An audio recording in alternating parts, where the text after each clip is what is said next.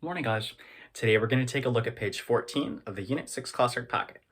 The topic for today is actually something you may have seen back in 7th grade called the triangle inequality theorem. Now, what does the triangle inequality theorem say? It says the sum of any two sides of a triangle is greater than the third side. Let me actually show what this looks like in a diagram, okay? Because this is important. Let's say I have a triangle ABC, okay?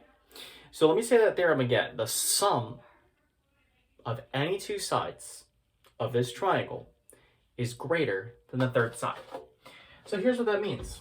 That means that side AB plus side BC has to be greater than side AC. Similarly, it means that the sum of AB and AC has to be greater than BC, and it means that the sum of BC and AC has to be greater than AB. Notice the greater than sign. It's not greater than or equal to, it's greater than. Long story short, the only way that three sides can actually make a triangle is if they happen to make this statement true. If I add any two of them up, are they bigger than the third? Okay? So with that being said, let's take a look at a few examples. Let's start off with example number 1. Okay? Example number 1. All right, so one possible way this could be assessed is they could give you three numbers and ask you, is it possible that these form a triangle? So let's check. All right, so if I add any two of these numbers up, they gotta be bigger than the third. Let's start with 8 and 17. Is 8 plus 17 greater than 24? Yes, it is. Fantastic. What about 8 plus 24? Is that greater than 17? Yes, it is. And what about 17 plus 24? Is that greater than 8?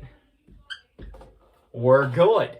So because it makes all three of those true, we are good. In other words, this does make a triangle. However, sometimes that may not be the case. Let's take a look at example number 2. So number 2 gives us 3, 3, and 7.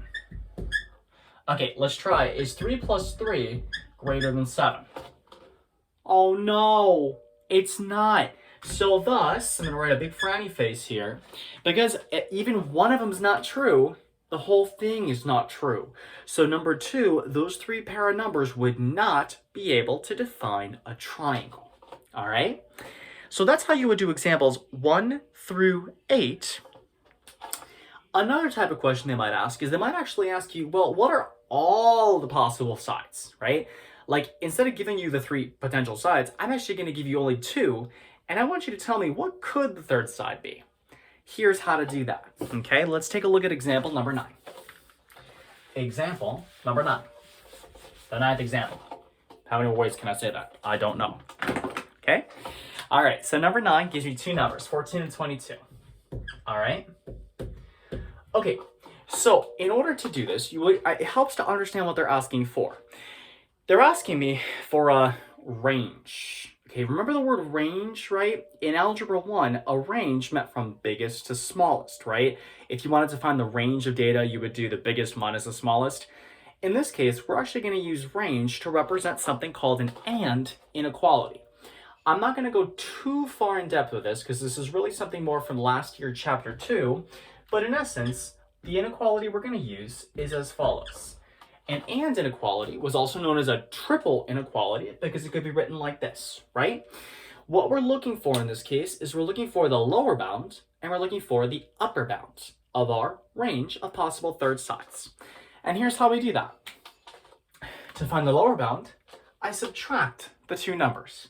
So 22 minus 14, what's that going to give me? 8. Similarly, to find the upper bound, I'm going to add the two numbers. And so I get 36. Now, let's pose a thought experiment. For this particular triangle, is 35 a possible third side? Well, yes it is, because guess what? 35 makes this inequality true. What about 8? No, no, no, because this does not say less than or equal to, it just says less than, right? What about 15? Well, yes, because 15 makes this inequality true.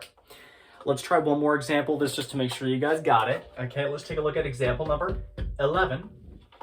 So they give us two numbers, 3 and 11, right?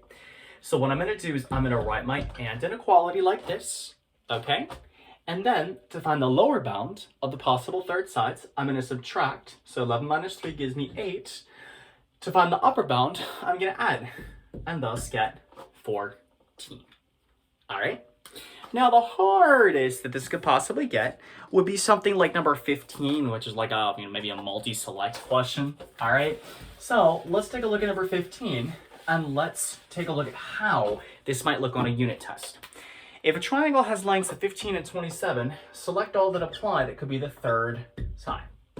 Okay, so the very first thing you would do here is you would do exactly what we just did in the previous two examples, and you'd write your and inequality. So there's the start of it. To find the lower bound, subtract, and I get 12, because 27 minus 15 is 12. Yeah, it is 12. About a moment there. And then I add them in order to get the upper bound, which is 42. Okay, so all I have to do is look at which of these numbers are between 12 and 42.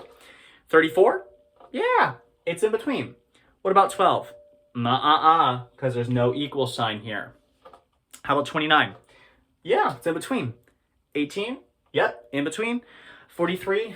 Nope, too big. So in this particular case, our answer should be 34, 29, and 18. I might show another example, not in this video, but in a supplemental one.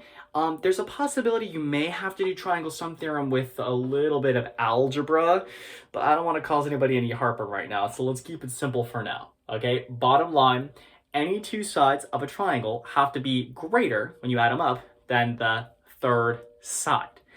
From Algebra 1, you will have to use the concept of an and inequality.